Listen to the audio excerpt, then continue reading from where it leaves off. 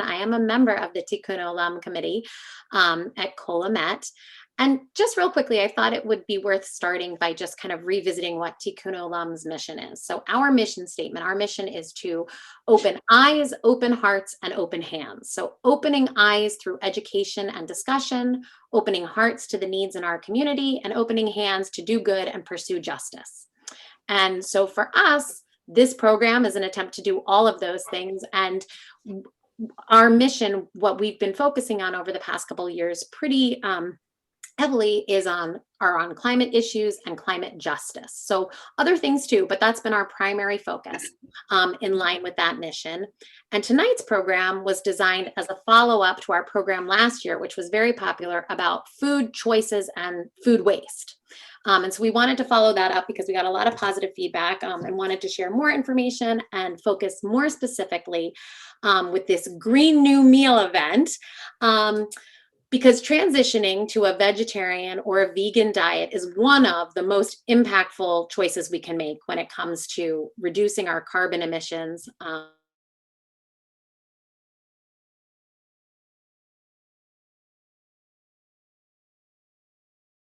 You're on mute, Lauren. I know, I think I got muted. We muted everybody, and that included me. Can you hear me now? Yeah, okay. So when we think about what's on our plates, I think often people's main concerns are taste and preference and often cost. But tonight we really want to focus on how we can continue to make delicious choices while also considering how we heal the planet with, I'm trying to admit a new, I'm not sure if one of my co-hosts might be able to do that. Somebody's trying to enter and It's not letting me either. It's interesting.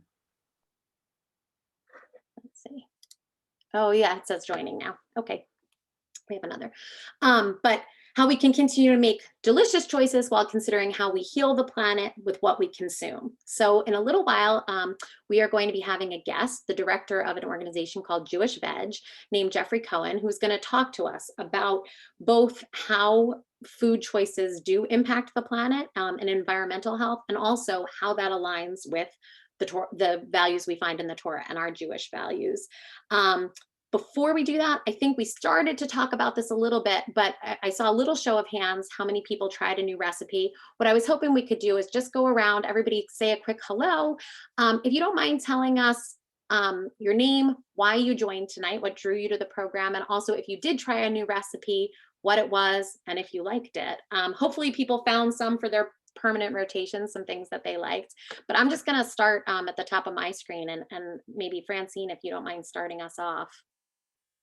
I can. Me go first or you? Yeah, no, that's great. Okay. So hi, most of you know me. I'm a member of Kolamet, and I've been vegetarian for 47 years. Every time I have to do the math to remember, and vegan for 9. It hasn't always been perfect, there's been some slip ups, but it's a process, and as long as you do your best, that's all that counts.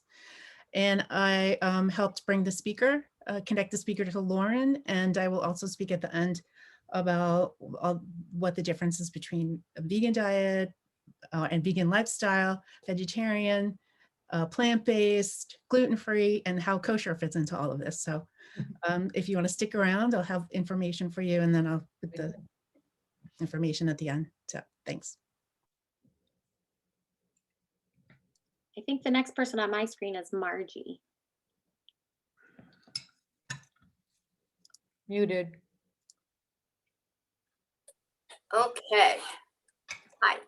I think most of you know me. I'm Margie Greenspan, and we've been members at Kolamet ever since Rabbi Anna came. And we have been moving towards, I've always loved vegetables, and I was always known for eating loads of them and salads, but we've been moving more towards the vegetarian lifestyle. We do occasionally have chicken, mostly fish, but a lot of beans and lentils and a lot of vegan foods. So I was happy to see that you're doing this program. And while I haven't tried any of the recipes yet, I'm planning to. Great. Susan, I think you're next. Hey, well, I too have always loved vegetables and have tried for years now to be mostly pescatarian, but with more chicken in. And I love a lot of flavors. So I'm very excited about these recipes. And I tried the curry, which is still cooking, and I actually have all the ingredients. I was a little ambitious because I'm going to make the stuffed cabbage too. I wanted to try tempeh, really working with it myself. I haven't cooked it myself. I'm excited to try the stuffed cabbage too. I'm going to be excited to hear how that goes. That's one I haven't gotten to yet, and I want to. Melody.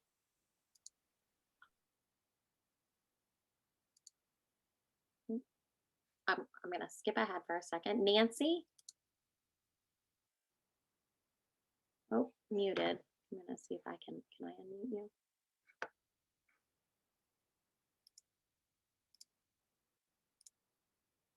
Nancy, can you unmute yourself?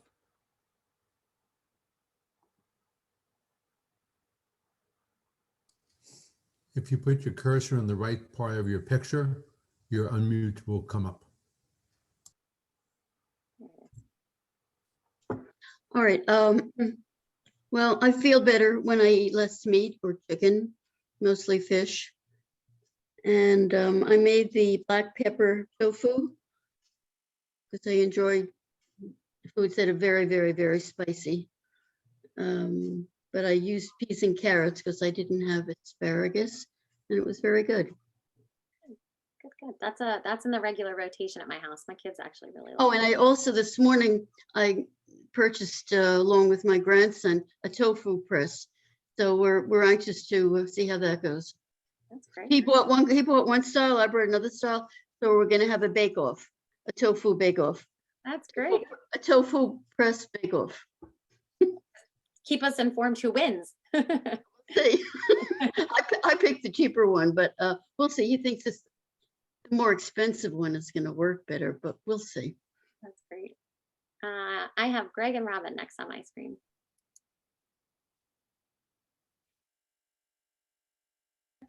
Did you call me? I didn't hear. Hello.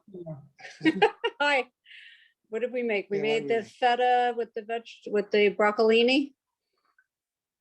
And it's smelling really good. It's just about done. It's baking. Um, Some risotto we're making too. yeah, no, the orzo was Orzo. what they suggest. So probably about 20 years ago, I joined a CSA out in Hopewell Township.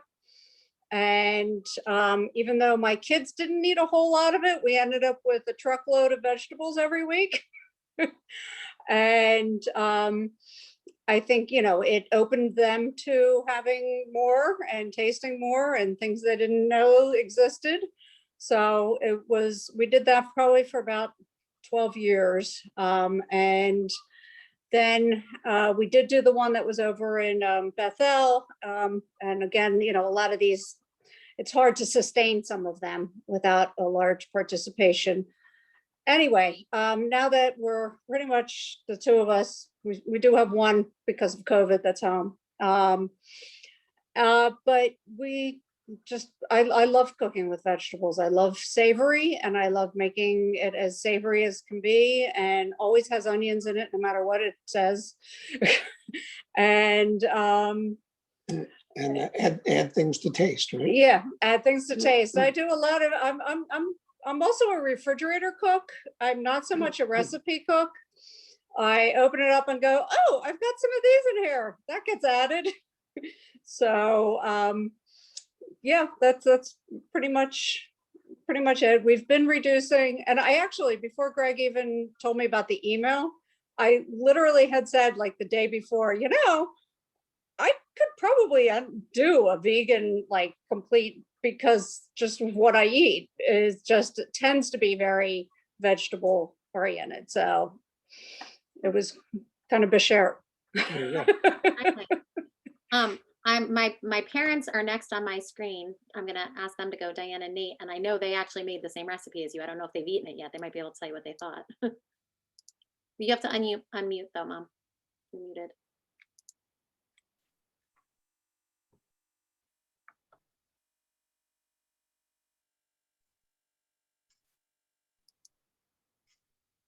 That looks great. You're still, Showing Greg and you Robin. guys are still muted.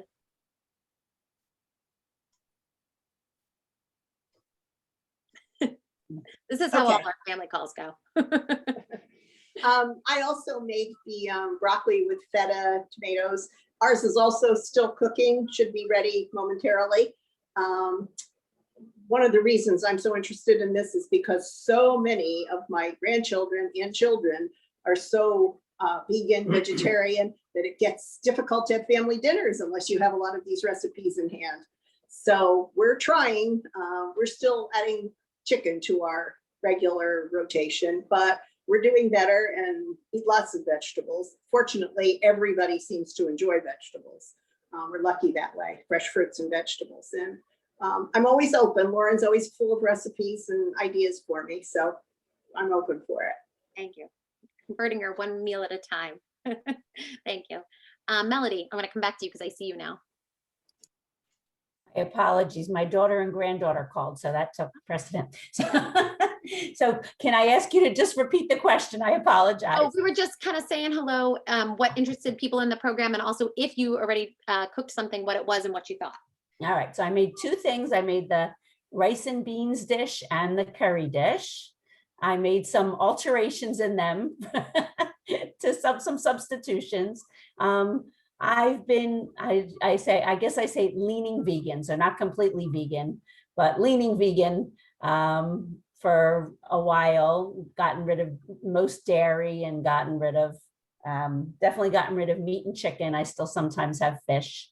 I'm a vegan leaning pescatarian. I don't know what you call it, for a variety of reasons, but for the environment, for my health, for the fact that after eating the same foods for 61 years, was just bored and realized I don't really like chicken and I don't really love meat. Why am I eating them? It was just such a habit that that I didn't know what else to do. It's like, why am I doing this? It's not really good for anybody, so why bother?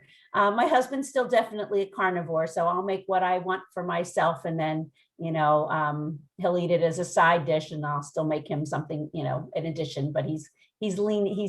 I'm trying to get him to lean a little more with me. That's what we do. Take our family members with us. I have Lori next on my screen. I see that our guest Jeffrey has joined us. Hello. We're just kind of saying quick hellos, and people are sharing what they've tried for the next few minutes, and then Sure. I'll turn it over to you in a few minutes. All right, no rush. Thank you.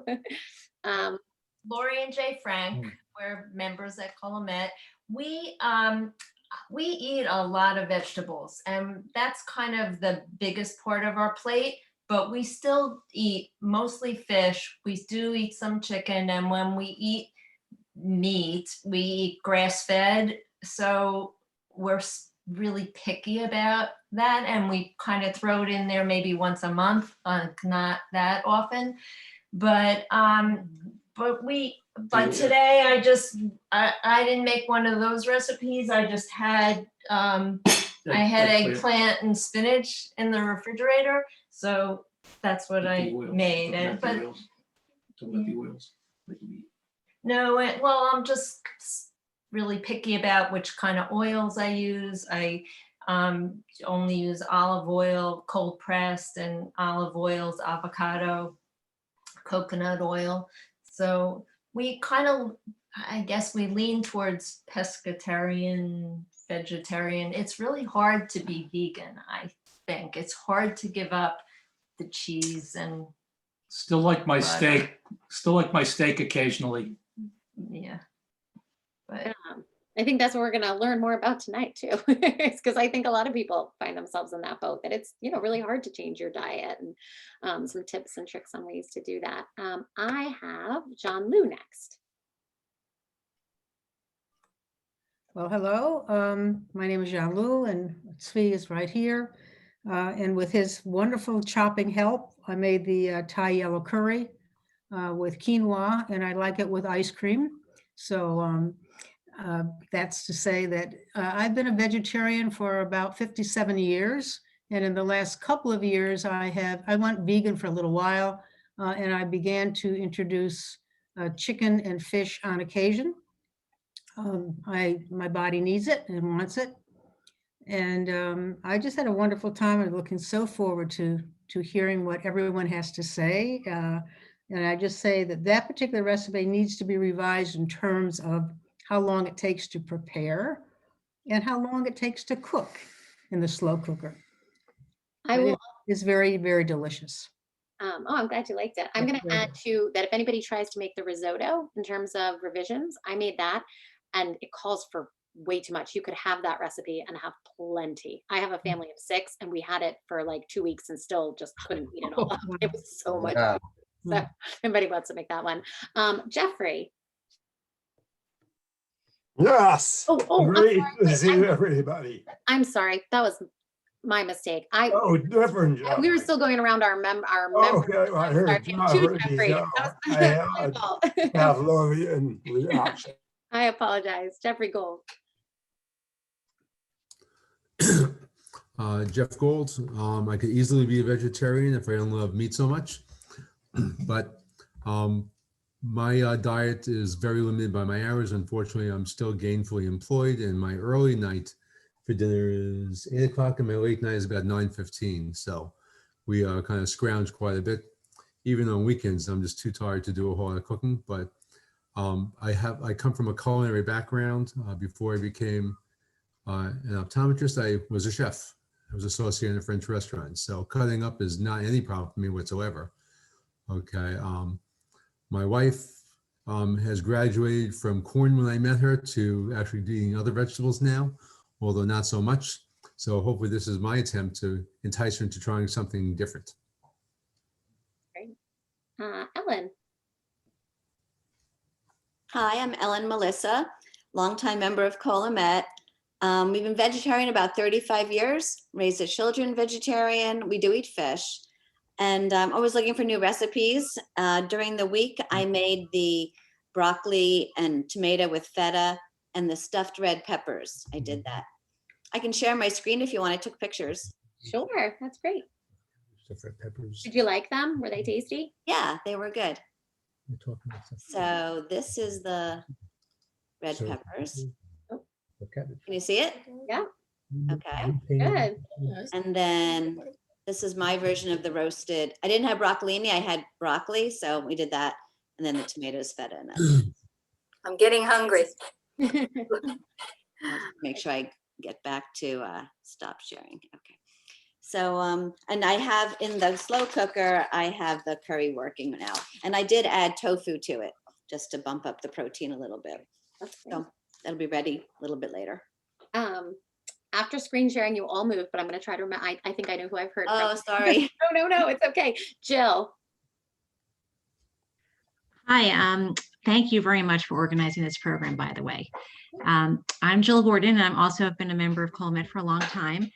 So I actually started making a lot of vegan meals when my son was dating a vegan and all through college. And every time she'd come visit, I wanted to impress her. So I dug into the vegan cookbooks and I thought it took a lot of time. So I'm always looking for the easy vegetarian vegan dishes. So we made the brown rice and black beans, which I can show you, which looks delicious. But I'd say, you know, raising sons and a hearty husband, we've always been in like the meat, chicken, fish, you know, family, and I've been trying to move us out of that for a while. So I feel like we're making strides, and so just really happy to have this opportunity to learn more. I'm also definitely concerned about the climate and I really want to understand, like, and I want to have good reasons to share with others why this is so important. And I also really want to know what the Torah tells us. So I'm excited to learn the rest of this evening. Thank you. Thank you, Jill. I see Sherry next. Hi, all. I'm Sherry. I became vegetarian in 1988 during a trip to Israel, where I got served what looked like baba ganoush, but it was calf's brains. And in that moment, I thought, I think I can maybe do this. So I spent the rest of the summer vegetarian, but because the dairy there was so good, dairy was still part of it. Not much of a purist during my 20s. Every 3 years or so, I'd get these lucid dreams about cheeseburgers, and I would think, oh, that's my body saying I need a cheeseburger. So I was vacillating a little bit there, would always return to vegetarianism. And then around 30 or so, I became pescatarian, and then I moved out to Bucks County and had a bite of a steak with blue cheese on it. I was like, maybe I need to be an omnivore for a while. That lasted a little while. And then my brother's family all went vegan. And my oldest daughter at the time was, I think, maybe 12. And she was never a meat eater, never someone who liked it. And so I said, well, for now, you just have some fish and some eggs. And, that was also short-lived. 3 years ago on my 50th birthday, well, I'll be 53 in July, but I decided, it's time. It felt right as far as my worldview. I started out more to sort of support and for health. And over time, I really was surprised how much the animal piece began to affect me, how much I really began to care. I've spent my entire life being proud of not being a purist, that I could do something and, cheat here and there. And that was okay because, for XYZ. But I really feel very much like living a vegan lifestyle has become a commitment that all of the things that fall from it just fall right in line with who I feel I am, the climate, the animals, health. But I also feel like I could do it better. I do tend, for those moments where I might have cheated, I go a little junk food vegan. And I think I need to do it a little more healthfully. But I love to cook. And like Robin, I love what you called yourself, a refrigerator cook. I call myself a mad chef. I'm very bad with recipes. I use them as guidelines, and then I just play. And it is a source of creative joy to do that. So I put a lot of love in my cooking. And I didn't make anything today, but I did make the orange tofu with a lot of revisions, and it was delicious. Good. Well, and Sherry, you get a shout out because Sherry directed me to some of the websites where I got some of our recipes for our compilation. So thank you. Rebecca.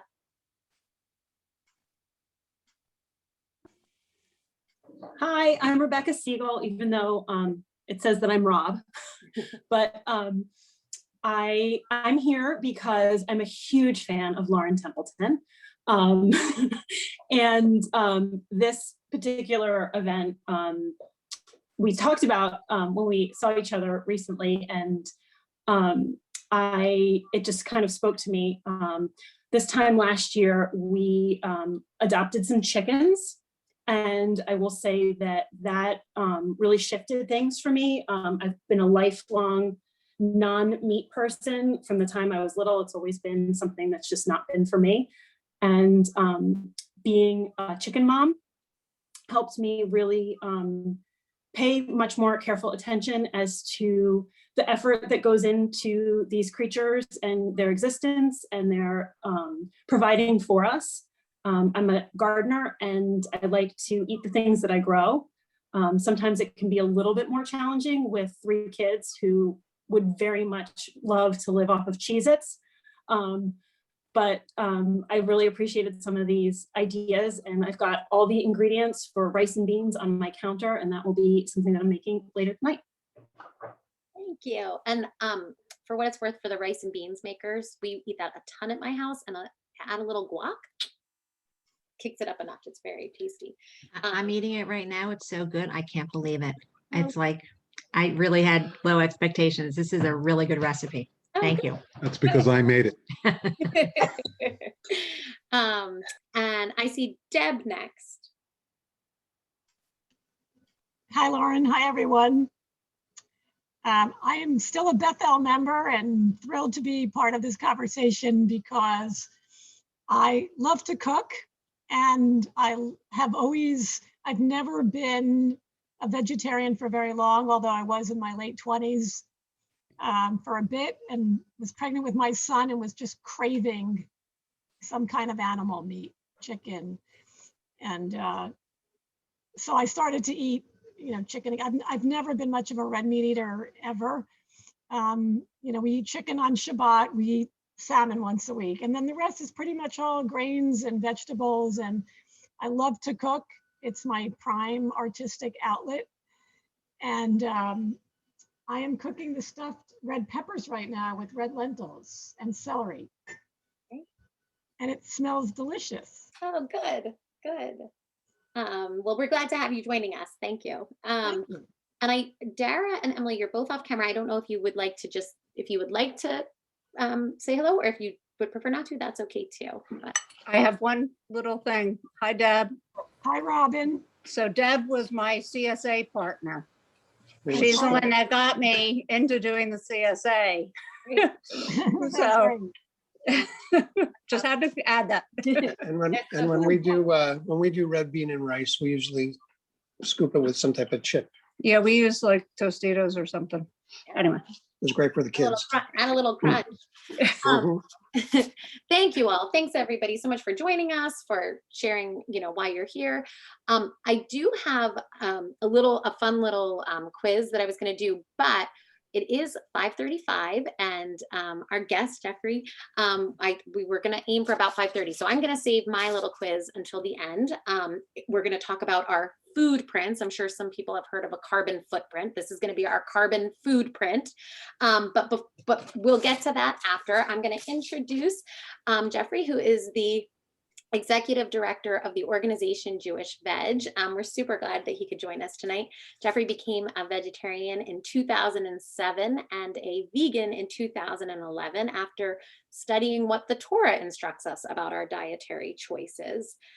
Prior to taking on the leadership of Jewish Veg, Jeffrey was the Director of Community Relations for the Jewish Federation of Greater Pittsburgh for 7 years. Under his leadership, Jewish Veg has emerged as one of the fastest growing veg advocacy groups in the US. And so we are really glad to have him here tonight to talk to us about this topic.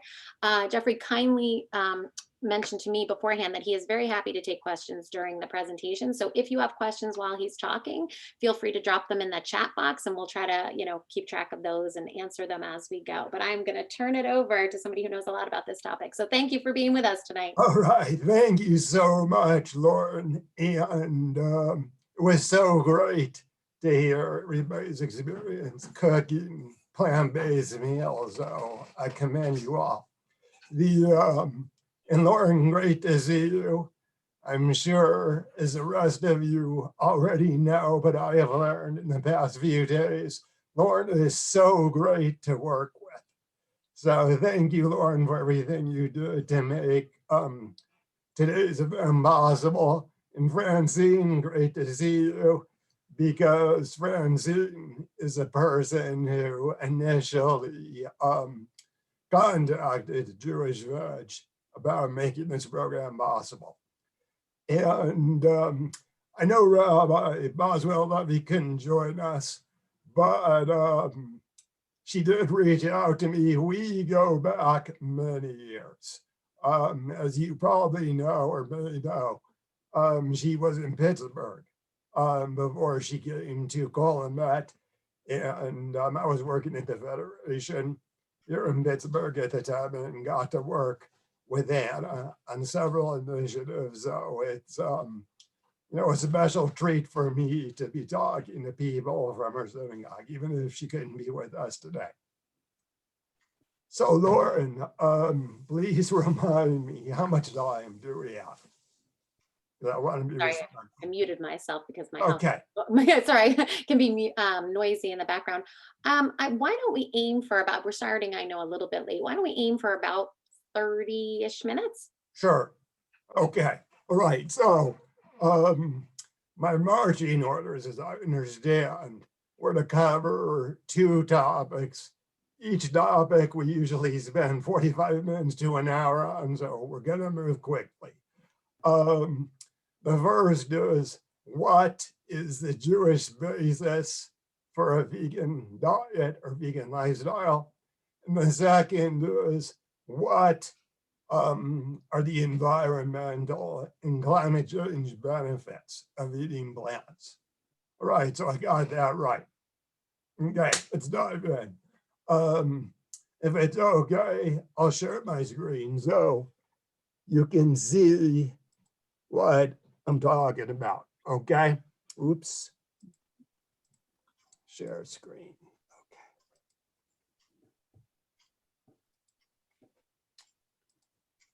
Right. Okay, so you can see this, yes. Okay, great. So this issue of Jews eating plants and just plants goes back a long way in our tradition. And many, many leading rabbis today and in the past have been talking about this. And we'll hear from a couple of them in just the next few minutes. This is a rabbinic statement. It's a lot of words in this text, but in 2017, 75 rabbis signed a statement urging their fellow Jews to adopt plant-based diets. So this is a statement that they signed.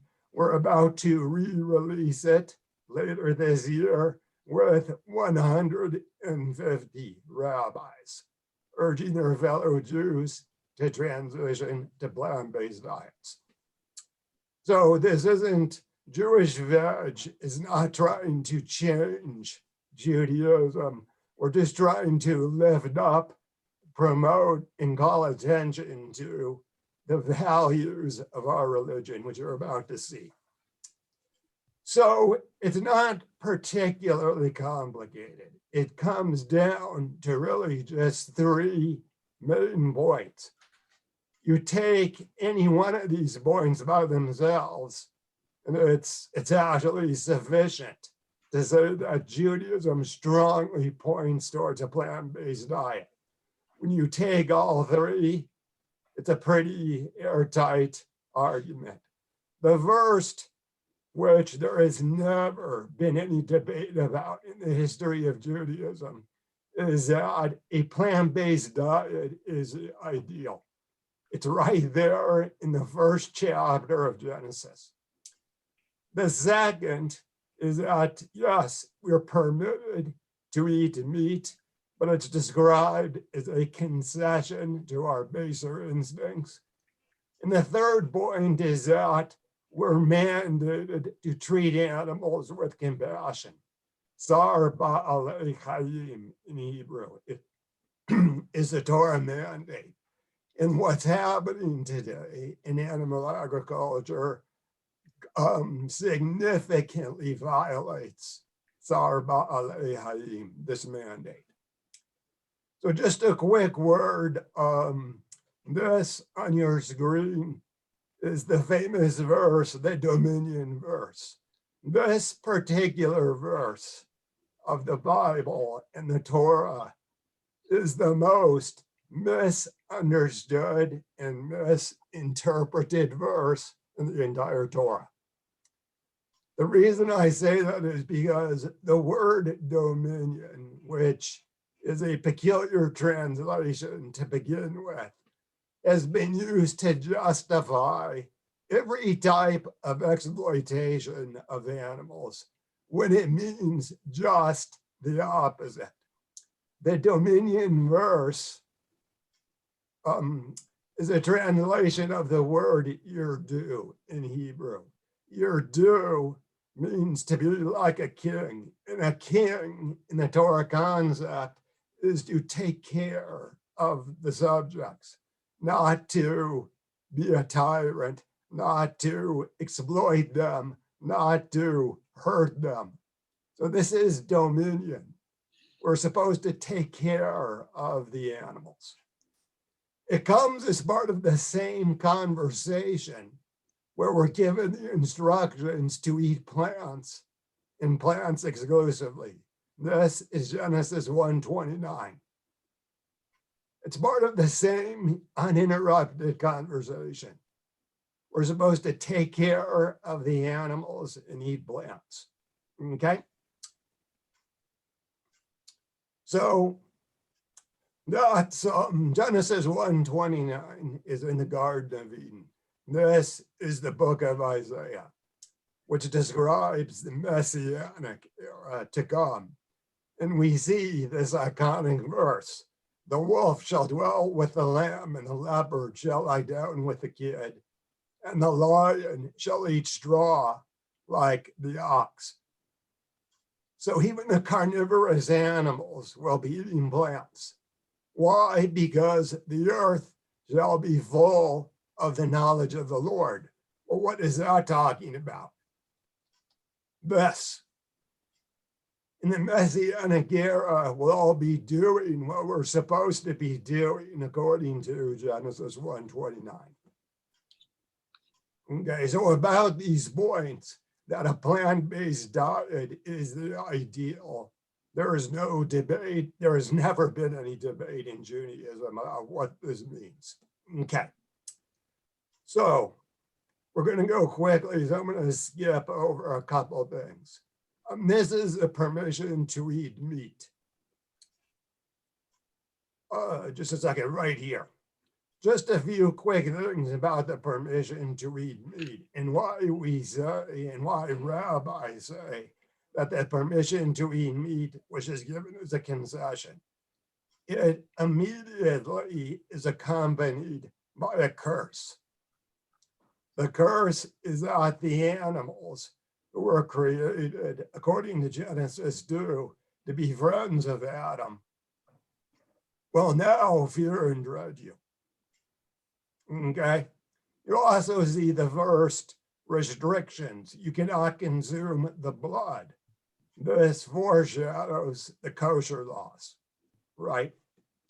So you see where there's no restrictions on eating plants, restrictions are immediately put in place when it comes to eating meat. But this is the kicker. In the same chapter where we're given permission to eat meat, this divine covenant is described, which includes every living creature. The animals are part of the divine covenant. God cares about the animals too. And the peculiar thing is, in Genesis 9, this particular covenant is repeated 5 times. 5 times in this chapter. That's supposed to get our attention. So I'm going to skipping over some things here in the interest of time because we have so much to cover. When I say top rabbis have been talking about this for a long time, here's a couple examples.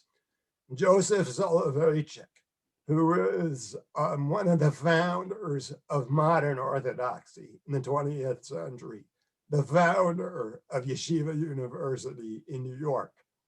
Yes, flesh eating is legalized, it's approved, but it's classified in the Torah as ta'ava, lust, repulsive, and brutish. So this is Soloveitchik, a major figure in Orthodox Judaism.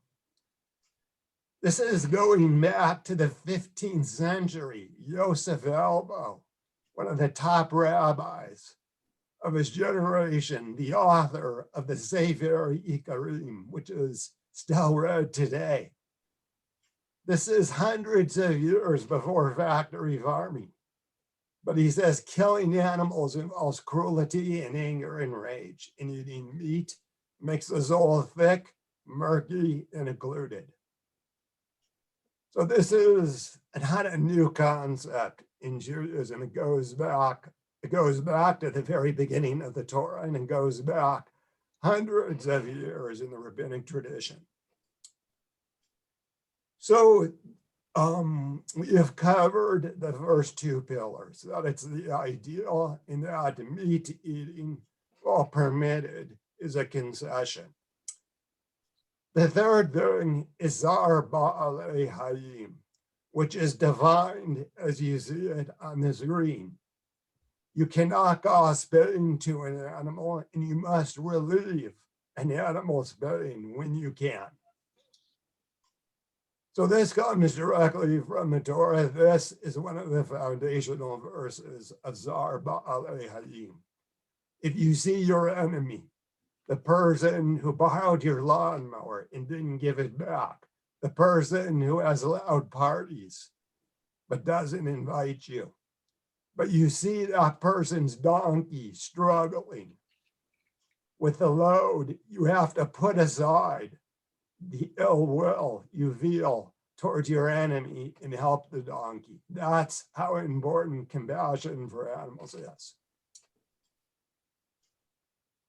I just want to talk about these two real quickly from Deuteronomy because they're so interesting.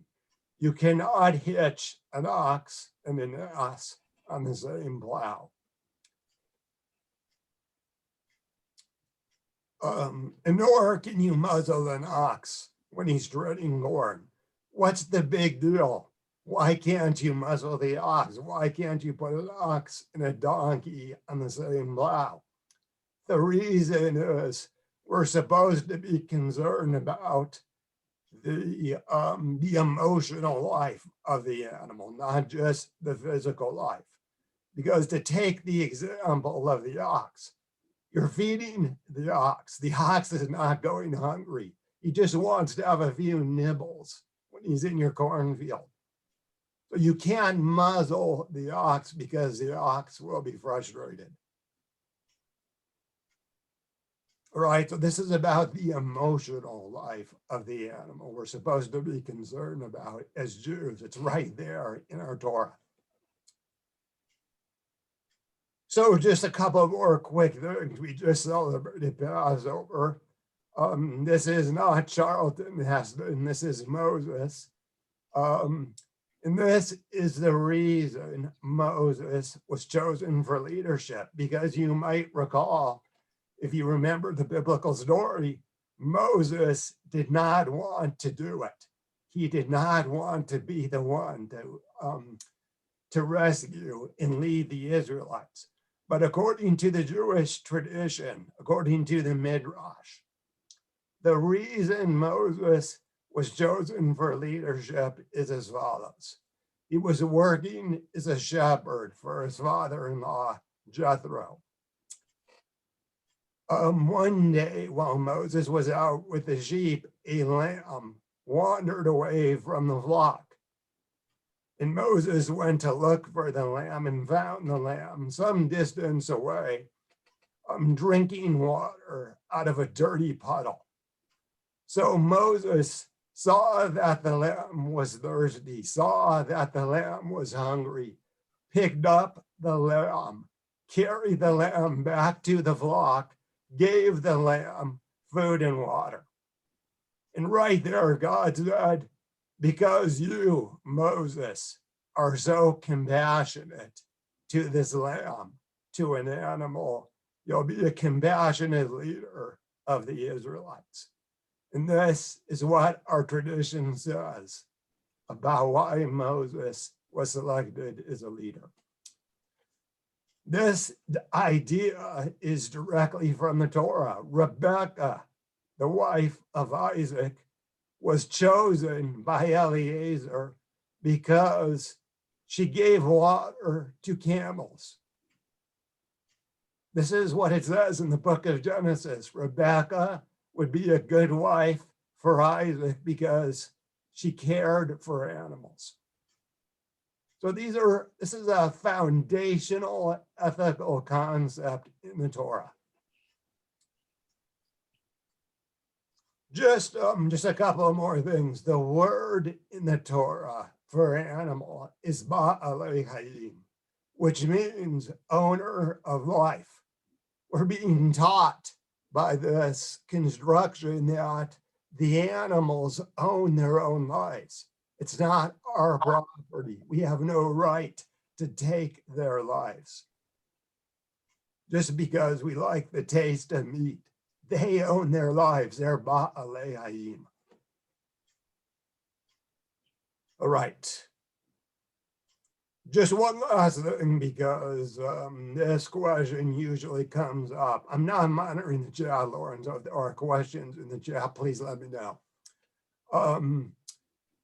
What about the sacrifices? What about them? We cannot deny there are sacrifices described at length in the Torah. This is what I'm about to share with you is the teaching of Maimonides and the teaching of academic scholars who study the issue. What the Torah was attempting to do was limit sacrifice, because sacrifices were the only form of religious worship that the Israelites knew about. In that part of the world, at that point in history, there was obviously no synagogue. There was no church. There was no mosque. There was no prayer book. There was only sacrifice. But sacrifices were occurring here, there, and everywhere. And the author or authors of the Torah said, we have to limit this. This is terrible, that all these animals and people are being killed as a form of worship. So you can see it says directly in Leviticus, if you kill an animal outside of the tabernacle, you can just do sacrifices in one place now, just one place, the tabernacle. If you kill an animal outside of the tabernacle, the penalty is the same as if you murdered a human being. Exile. That is the penalty. You will be cut off from your people for killing an animal outside the tabernacle. Okay, so you can see, and in the prophets, I don't have this particular slide in this presentation, but the prophets railed against the sacrificial system and said explicitly, this is not what God wants. So you can see why the question of the sacrifices doesn't give us a great deal of difficulty at Jewish Veg. Okay. So with that, go back to Zoom here.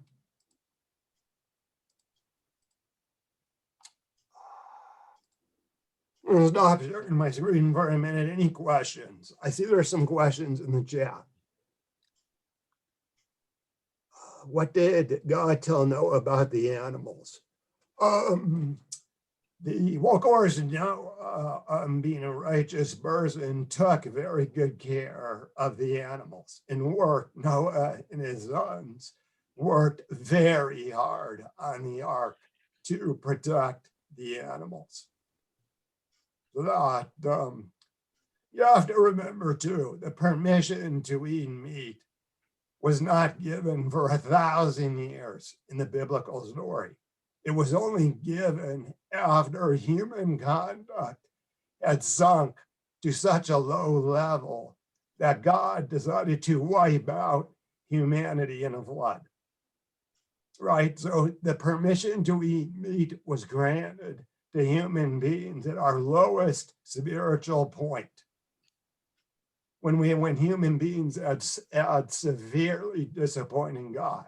So this feeds into the idea that eating meat was simply, the permission to eat meat was a concession, not to our best selves, but to our not so good selves. All right, we transition to the environment. Okay, I think we're doing pretty good. Maybe not so good in terms of time. No, you're doing great. Thank you. Okay, all right. I'm going to share my screen again.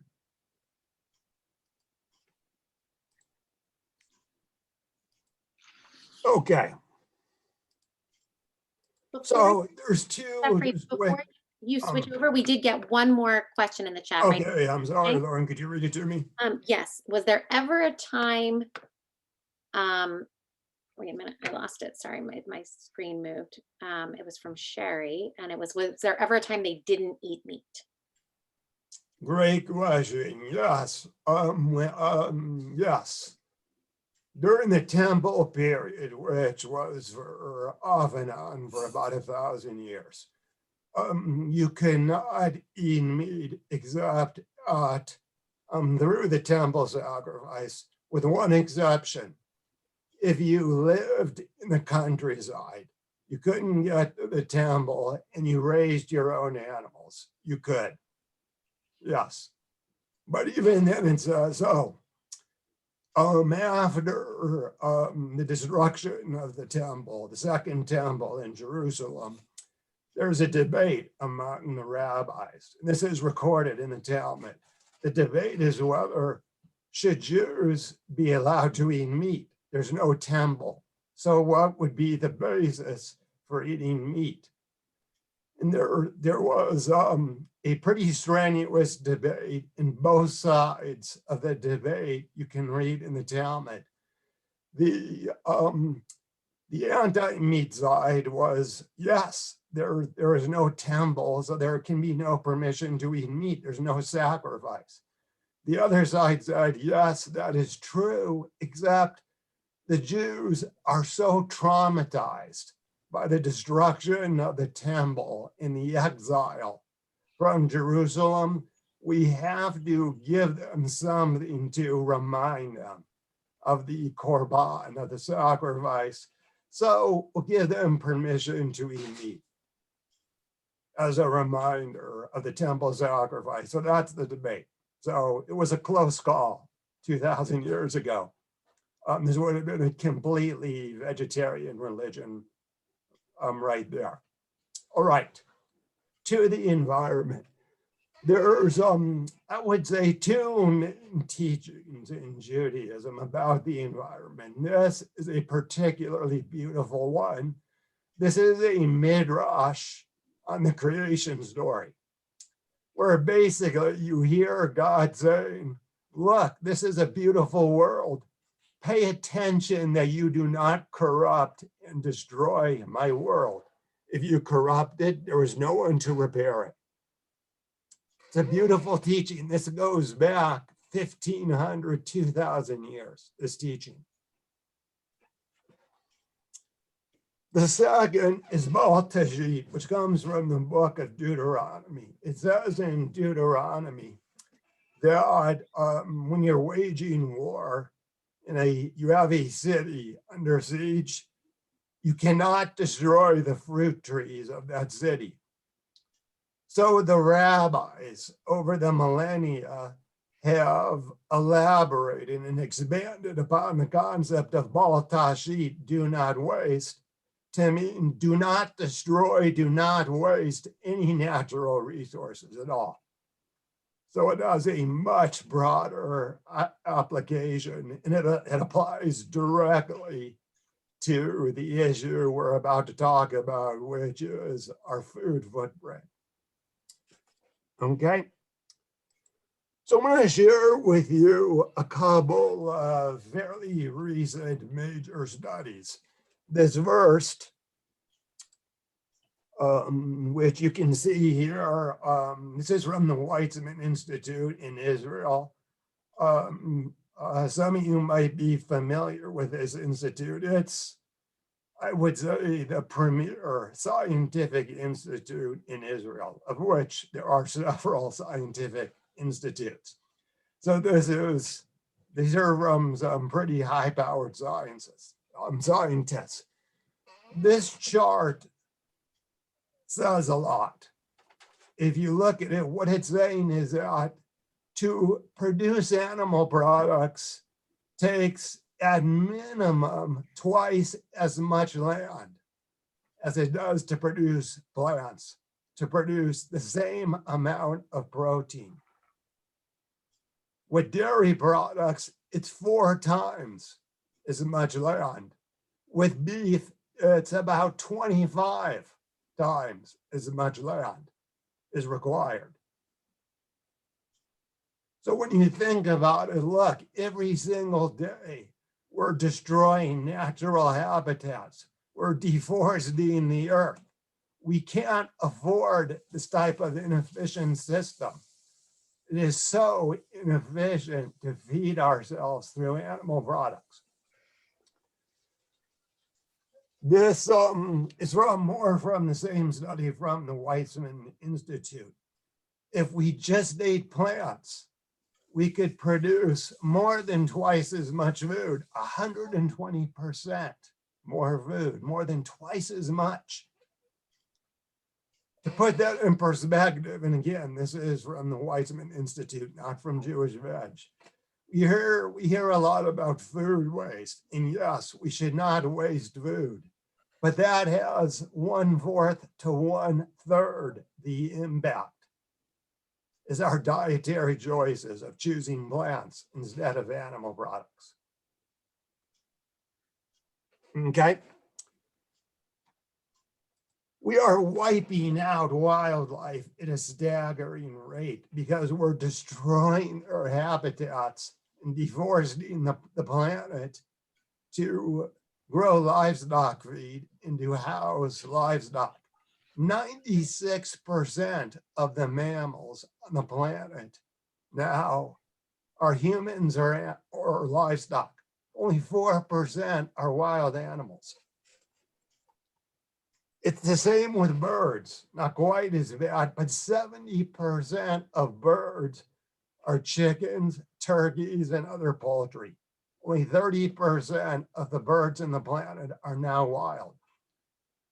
Needless to say, these figures used to be 100%. 100% were wild. Extinctions. Actually, I'm going to use the slideshow technology. Okay, this will be much better. So 50% of the world's primates are at risk of extinction. Half of the globe's remaining mammals are declining in population. The main driver of this is animal agriculture, because we're destroying so much habitat to grow livestock feed and house the animals. You can see why it's so insanely inefficient, because we need to grow the livestock feed and fatten up the animals, transport the livestock feed to where the animals are, and keep feeding them until they're ready for slaughter, when we could just be growing crops for people. The plants are just the middleman. So this is another study. This is from Oxford. It was published in the journal Science. Avoiding meat and dairy is the single biggest way to reduce your impact on the earth. This is from Oxford University in the UK. This is the main findings of that study. Meat and dairy provide just 18% of global calories and 37% of protein, but they use 83% of farmland. They produce 60% of the greenhouse gas emissions from food production. Okay, this is from Oxford. In the interest of time, we'll skip fish farming. This is Joseph Bohr, the lead author of this study. A vegan diet is probably the single biggest way to reduce your impact on planet Earth. Not just greenhouse gases, global acidification, eutrophication, land use, water use. It is far bigger than cutting down on your lights or buying an electric car. So this is another interesting way to look at it. The amount of energy that goes into food. Let's just forget about beef. We know beef is terribly inefficient. Look at chicken compared to corn. It's 16 times more energy intensive. This is because when you think about it, when you go to the produce section of your store, the first thing you might notice is it's not the refrigerated section. It's not the frozen section. This food was never refrigerated. It never required refrigeration. But animal products require processing in massive slaughterhouses, which use tons of energy. They have to be refrigerated every single second or they'll go bad. So that's just, there's more to it, but you can see the difference in energy that's required for these different types of food. Okay, again, we're skipping over lots of stuff here. Just in the US, livestock consumes 7 times more grain than human beings. This is a typical cattle feedlot. They're eating mountains of grain that we could be growing for people. All right, let's talk about climate change real quickly. This is from a study from the University of Chicago. This is the difference in your carbon emissions between driving a Prius. And by the way, you can do both, and I do both, but a vegan diet has a much bigger impact on your personal carbon dioxide emissions in driving a Prius. This is the author, one of the authors from the University of Chicago, Gideon Eshel, who came up with this study. So here is part of the issue, methane. Methane is a much more powerful greenhouse gas than carbon dioxide. The largest source of methane emissions are farm animals. Nitrous oxide, also 300 times more powerful as a greenhouse gas than carbon dioxide. 2/3 of nitrous oxide emissions are from animal agriculture. This is the former chair of the Intergovernmental Panel on Climate Change. This panel won the Nobel, I believe the Nobel Peace Prize when he was the chair. So this is the panel that advises the United Nations on climate change issues. You can see what he says. Please eat less meat. Meat is a very carbon intensive commodity. In terms of immediacy of bringing about reductions in the shortest period of time, it's the most attractive opportunity. This is so essential. We're never gonna fix climate change unless collectively and individually we reduce and hopefully eliminate our consumption of animal products. All right, so much more I could talk about. Just one more thing, because this is a common misunderstanding that I used to have too. A vegan diet is much more efficient than a local diet. And the reason is in the small type below. When it comes to the energy inputs into your food, only 5% relates to the transportation of the food from the production site to the market. 95% are the other inputs. Or are there petrofertilizers? Is there refrigeration? Is there intense processing? Is there transportation of animals?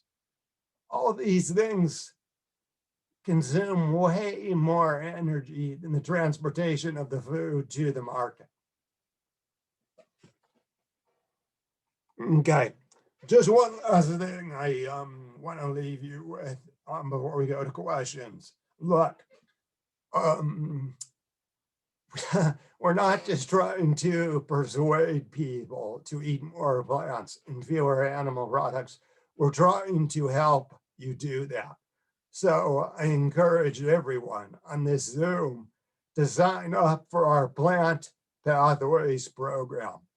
jewishveg.org/plant-pathways. If you just Google Plant Pathways, it should come up. This program, it's an entirely free program. You'll get lots of recipes, lots of resources, lots of tips, plus a community, just like you have today, with monthly Zoom calls, and there's also a Facebook group. because we believe, yes, we'll give you lots of great information, but it's the communal support that you're not doing this by yourself, you're doing this with other people, that makes it so meaningful and so helpful for people. So with that, I've hit you with a ton of information. If there's any questions, I'll give it a shot. And thank you for putting it in the chat, Francine. Thank you so much, Jeffrey. That was so helpful and so illuminating. And I definitely, as soon as we get off, will sign up for Plant Pathways. So thank you for Okay, thank you, Lauren. I have a question, and then I'll also keep an eye on the chat in case others come up. I don't know how measurable this is, but how are people doing? I mean, are people getting this message? Do we see people, transitioning more and more to plant-based diets, or? Yes, and then that's evidence. Great question, Lauren. Yes, my job, or I should say our job at Jewish Veg, has gotten so much easier in recent years because the marketplace has responded incredibly with plant-based options. And the marketplace, for the most part, is not doing this for ethical reasons necessarily. They're doing it because more and more people are demanding these products.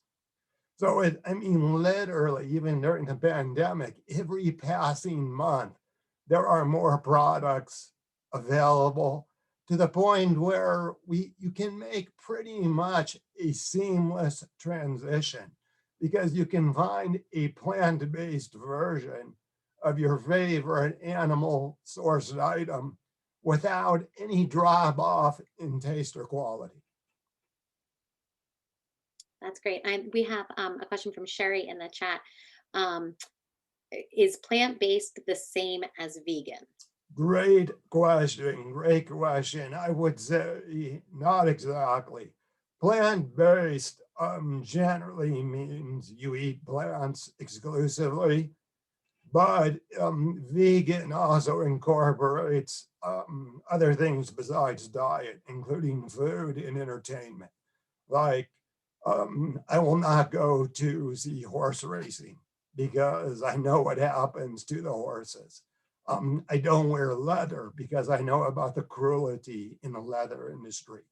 So a plant-based diet would not encompass those concerns, but a vegan lifestyle embraces all types of exploitation of animals. Thank you. Does anybody else have any other questions before? Oh, Jerry says thank you too.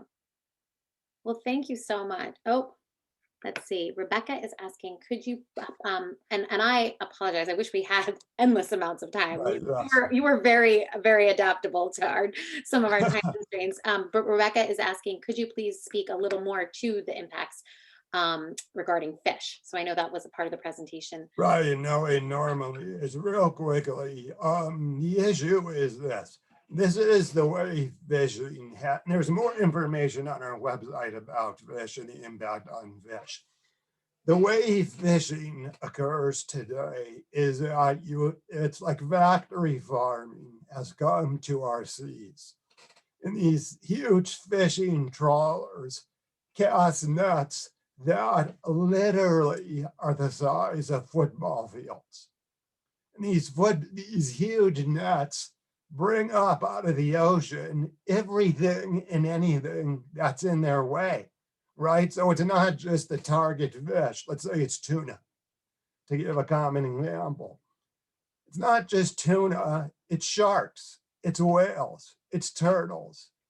It's all types of marine life are being caught in these nets and suffocated to death.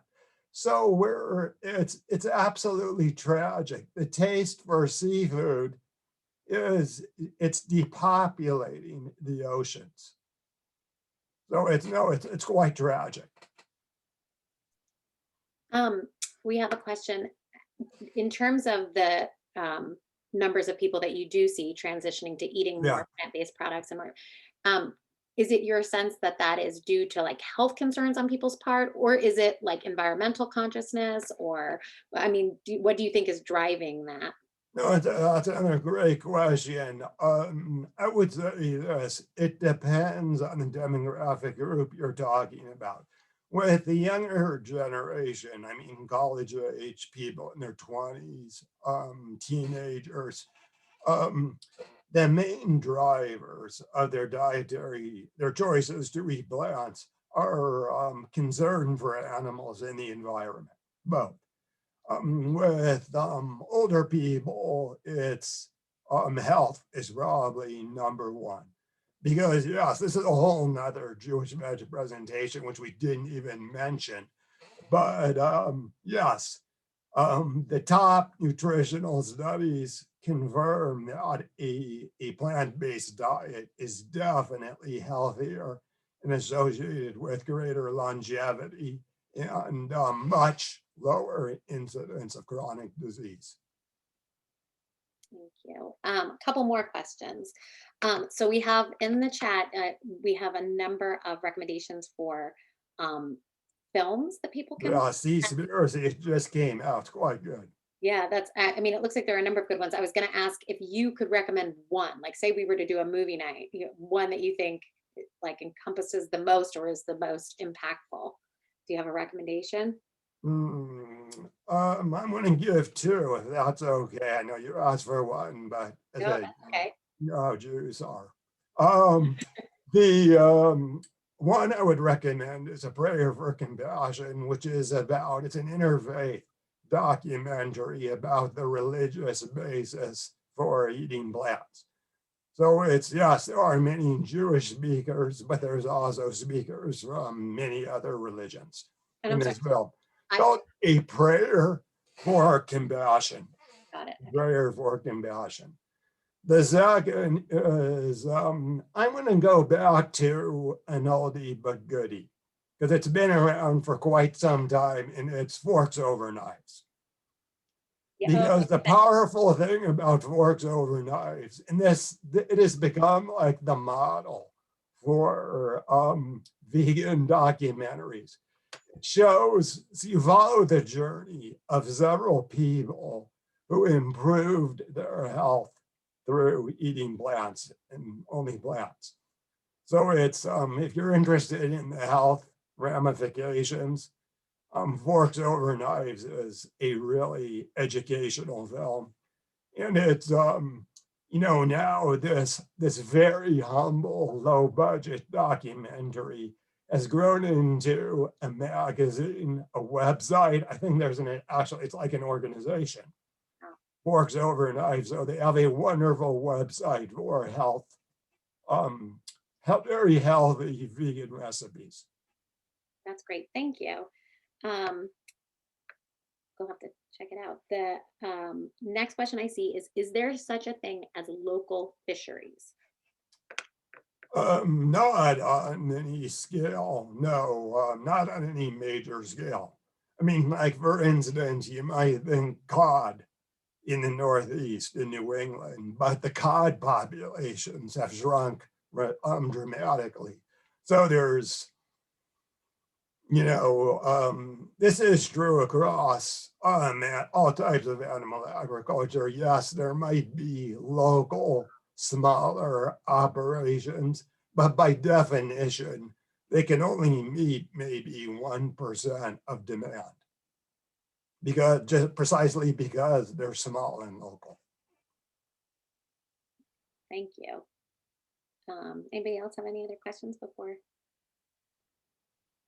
This has been so much great information. I think everybody is excited to check out some of the additional resources that you mentioned, the websites. I saw in the chat, somebody said Forks Over Knives also has a cookbook. Yep. Well, maybe we'll have some movie nights, but this has been so helpful. Thank you so much for being with us. Okay, thank you, all of you. You've been a wonderful audience, and I'm so grateful for this opportunity to meet with you all. Yeah, the Zoom has allowed us to do some things that in the past would have been harder to do. And Well, I hope I can come to call Emmett when things open up, because I will say this much, and I'm not just trying to be cute. Everything you heard today was all the truth, which is what Cole and Mets obviously stands for. well, thank you. We would love that too. Here's Okay. hoping that that's sooner rather than later. Let us, yes. Okay, I am going to, we have with us, and I know you mentioned, Francine. Francine Saphir is a congregant at Colomet, and she is one of the founders of Vegans of Yardley. So she is going to talk to us a little bit about our community right here at home, and give us some insight into that as well. So I'm going to turn it over to you, Francine. Oh, okay. Well, I did prepare something. It started as a quick question: what's the difference between plant-based vegetarianism and veganism? So of course I did a 20-slide presentation, but I want to I'll quickly go through it, because I'd like to point out the interesting intersection of kosher. And so if you are going to try out being vegetarian, if you weren't before, if you want to try out being vegan, or just, step it up a little bit, I have some it's just information that you can, print out and look at later. And that is going to help you on your journey. And also, just to go back to what Lauren said, I do have a I started a Facebook group based on conversations that came out of the Lower Makefield is a Great Place to Live Facebook group. That there was a lot of vegans, and like, where are they? Let's get together. So we started doing meetups, and then we got the Facebook group, and then, pandemic happened. But anybody that is interested can join. Some of you already are members of it, and we share tips and recipes and we will start going out together and doing potlucks and things like that. So it's to build a little community and to help influence local restaurants and stores to have vegan options, and to know that we're here, that we are in number, and we are growing every day. So it's great. All right. So can I show my slides? Well, yeah, you know what, You want to do yours first? So Okay. much information, and it has been wonderful. I'm so glad people had questions and we had a good discussion. What I'm thinking is if you want to highlight a few in the interest of time, and we can include in the chat the whole slide deck so people can. Okay, I already put it in there because I saw people were starting to leave. Okay, perfect. But I can just explain what's there real quick. Okay. Right. And we're going to have a handout.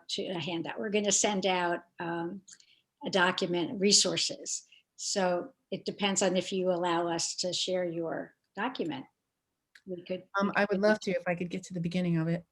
Where's the beginning? There it is. Okay, that's it. So I just point out a lot of what you heard already today, like that the vegetarian diet encompasses many, but the united definition is you don't eat any animal protein or byproducts. Veganism is more of a lifestyle, and plus the diet, it's what people used to call a strict vegetarian diet. And there's different, some of you are different, fall in the spectrum here. Maybe you just eat eggs, maybe you just eat cheese, maybe you eat fish, but we don't, oh yeah, so here's my definition slide.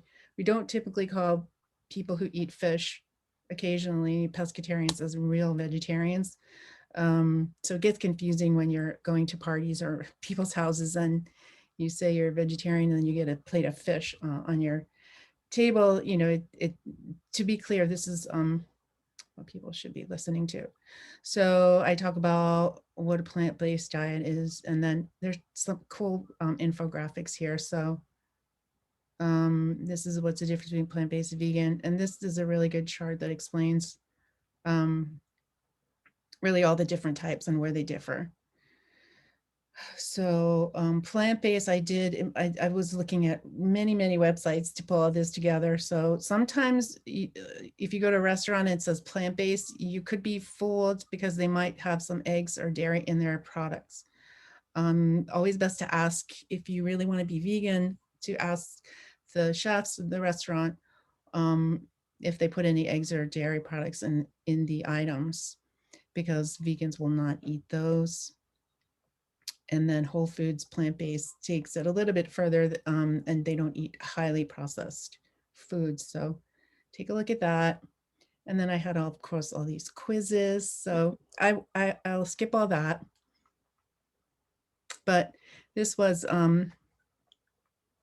there's a lot of information, and this is just some of the everyday items that do contain animal products that you wouldn't realize necessarily have animal products in it, but are still contributing to the deforestation and the environmental issues that we heard about today. Now, are all vegan products kosher? So if some of you remember the slogan, we answer to a higher authority. We do, because in my research, I found that, vegan food is mostly kosher, but a vegan diet will get you about 90% of the way. It doesn't mean that is kosher, because there are stricter laws, and here are some of them. Vegans, there are vegan, I'll just skip to here, like there are symbols on kosher food, many different kinds of symbols, and many, many laws.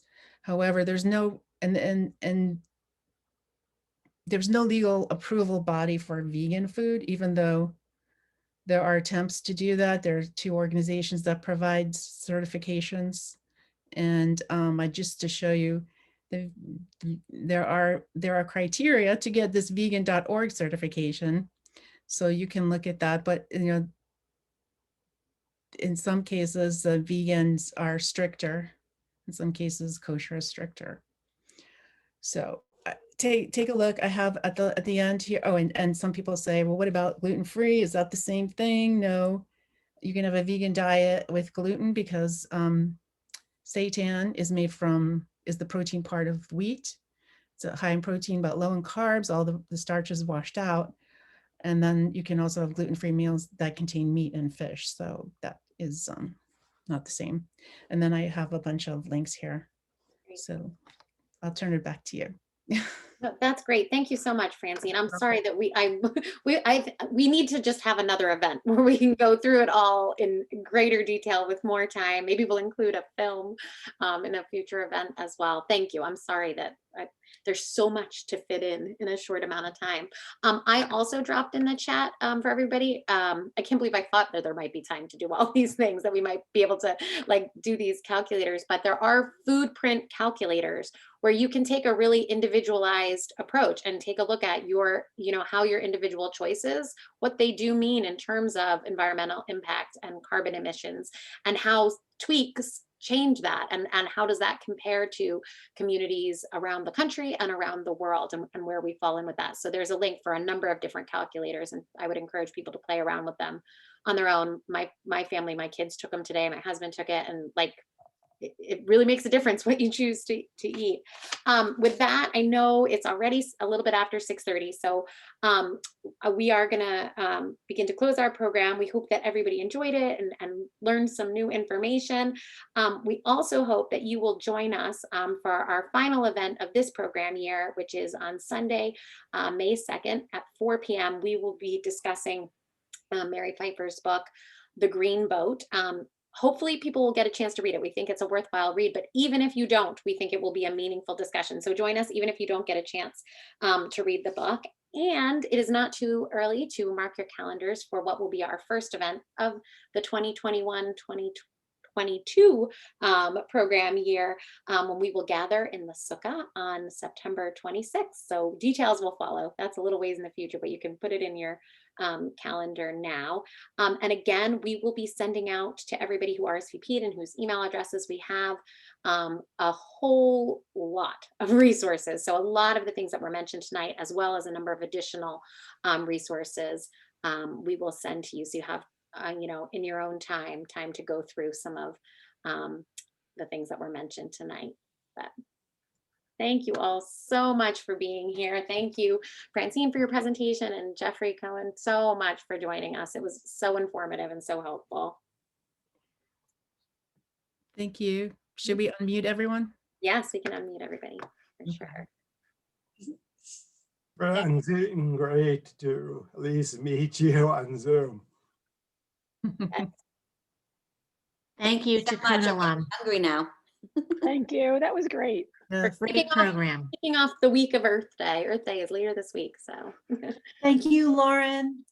Thank you guys for being here. It's my pleasure, truly. Thank you. Got to go cook dinner now. It was great. Bye. All Bye, right, everyone. Bye. Thanks again, Lauren. Yes, thank you. It was so good to meet you. All right, happy cooking, everybody. Happy chopping, And right? happy eating. I'm gonna keep trying until I've made it through all of the recipes. I've gotten them like about half. Right. Yeah. Francine, it's a whole presentation. I We have to, but it's magnificent. And we could do that pretty quickly if you're willing. I mean, I think it's wonderful to have support because I know I have the questions already. You know, I want to make, and I eat a lot of vegetarian food, but trying to, as you said, kick it up, to the next level. Just as I'm experimenting, there are questions. So that would. If you have a question now, I mean, I don't mind. I have. Well, no, just like for yourself, like what? Yeah, like how do you, find him, because I don't, theoretically, I think I like to cook, but I don't value putting a lot of time into the process. I mean, I have a puppy. You know what? There are a lot of YouTubes now. Like I could probably do like an 1.5-hour talk on this.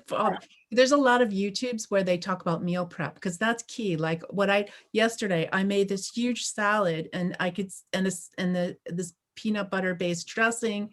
That's really a meal. And so I'm all set for the week now. But there's like I was part of one of the Eat to Live community, and they have programs there, and they give you recipes. And I learned I don't do their challenges anymore because I've already internalized it. So I know like I'm just gonna prep this, and this will be frozen, and then you're just ready to go. Like the key is to have something in the refrigerator ready to go, so you're not grabbing the wrong thing or. Well, actually, what I've done that's worked very well for me is I've forever since I had kids, and I don't remember if I did it before, but I make big batches of stuff. If I'm going to make something, I'll make it in large quantity. I'll double the recipe, and then I'm a freezer. I'm not just a cook. I freeze. I have homemade meals. I have all these homemade meals. Yeah. Or I have frozen something with protein, and then I'll have frozen veggies sometimes, and frozen grains, so that at any time I can mix and match. And I love what I have, in a certain kind of sauce is, that serves me well. But I think the hardest thing in making the move away and not wanting to overly rely on soy is how do I get the protein, enough protein, right? That's the challenge. Yeah, so that's a whole nother talk because you don't really need as much protein as they tell you need. That's actually what I was gonna say is I'm so sorry that we didn't have time for your whole, the beginning, letting everybody, introduce themselves, I feel like is important because I feel like it's community and everything, but it does end up taking a lot of time. And I think you have so much important information to share. I was thinking if we do some sort of follow-up program where you get to go through in more detail, what you put together.